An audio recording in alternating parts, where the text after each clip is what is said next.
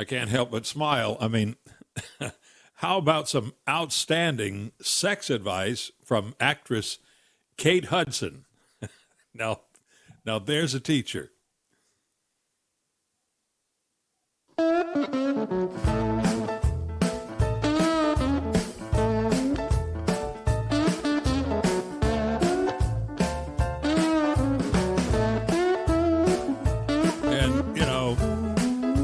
I know it's kind of mean, but I got to make you wait for the Kate Hudson sex advice. Welcome to the Harley Carnes Podcast, Harley on the headlines. Really glad you're there. Quick reminder as we get started, I really can use your help, Help spread the word, send an email to a friend, share the link, like, follow, subscribe. You know how to do it, probably better than I do.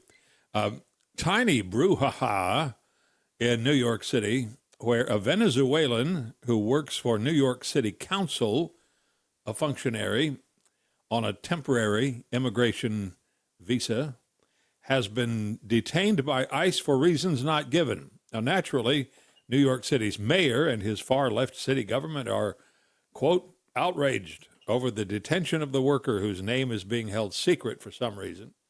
ICE isn't saying just yet why they have him.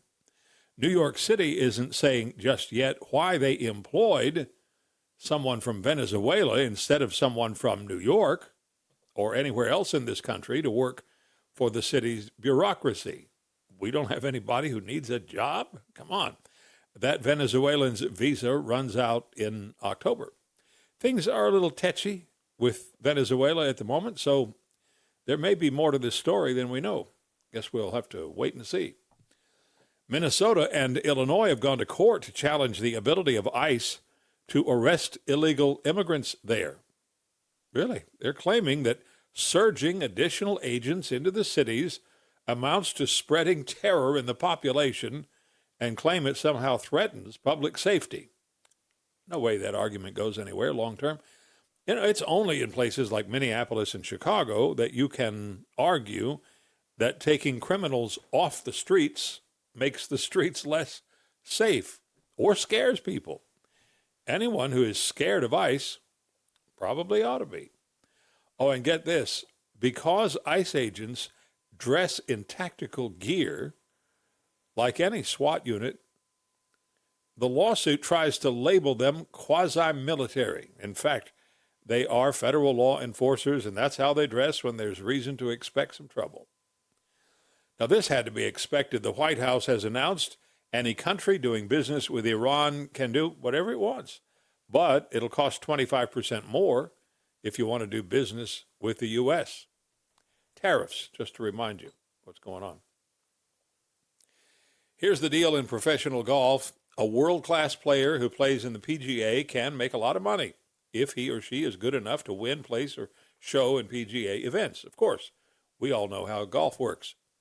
Or he can play in Saudi Arabia's league and be paid big bucks just to play. And, of course, there are winning purses as well. On the other hand, millions more people still pay attention to the PGA.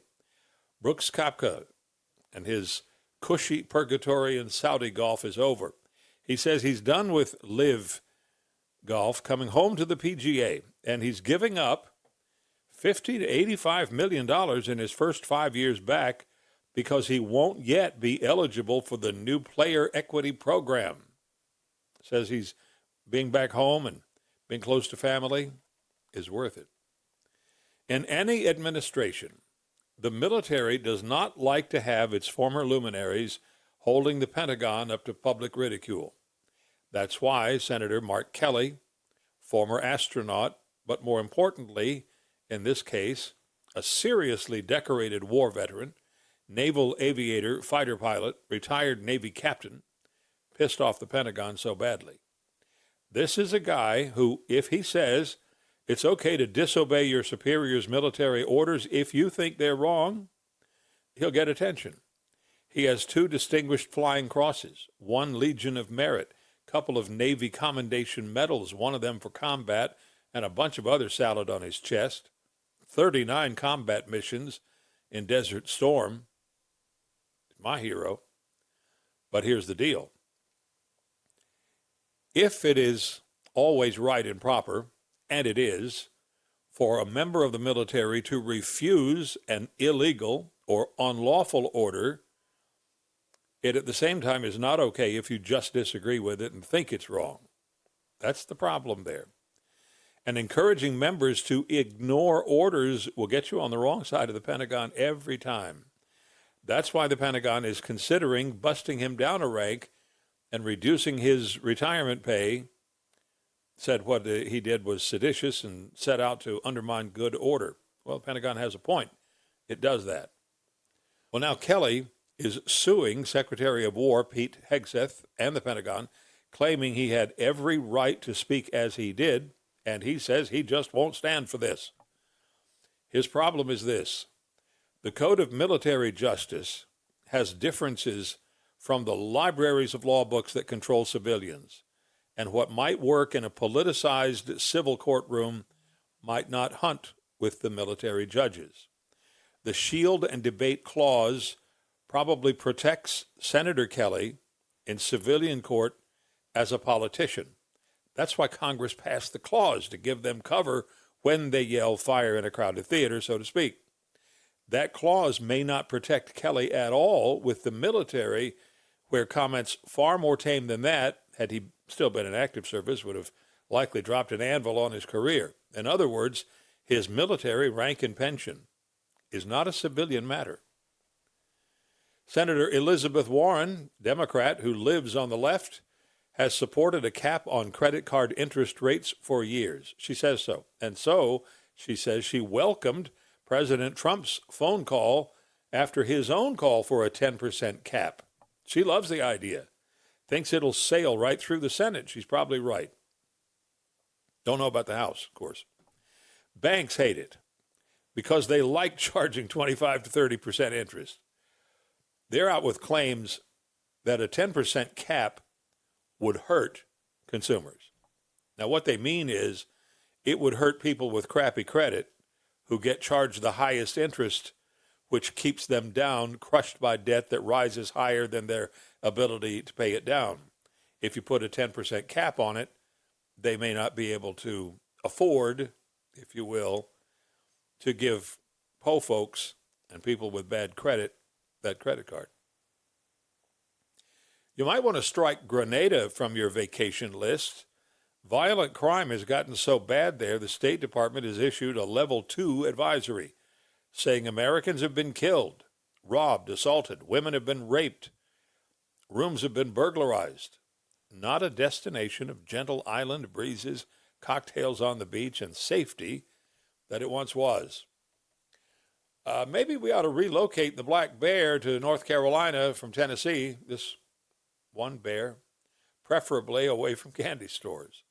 4 times now, the bear, that has developed a serious sweet tooth, has broken into a candy store in Gatlinburg. He breaks in, trashes the place, and eats his fill of candy. Then he leaves. There are a lot of mountain arts and crafts in that store, too. He's not much of an art lover, evidently, trashes that. And the owners say they are praying hard about it. Still has not been caught. And now, I know you're ready for Kate.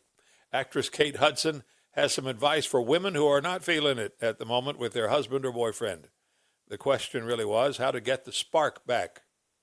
Hudson said, hop in bed anyway. Have sex. It's not a punishment-reward thing, or not supposed to be. She said, get your head around it differently. Usually, afterward, she says, you'll feel a different sense of closeness. Amen, sister. Of course she's right. You should listen to that brilliant, sexy woman. Thank you for joining us today on this podcast, Harley on the Headlines. Appreciate it. We're on several platforms. The podcast is growing, and I do appreciate the help. Can't do it without you.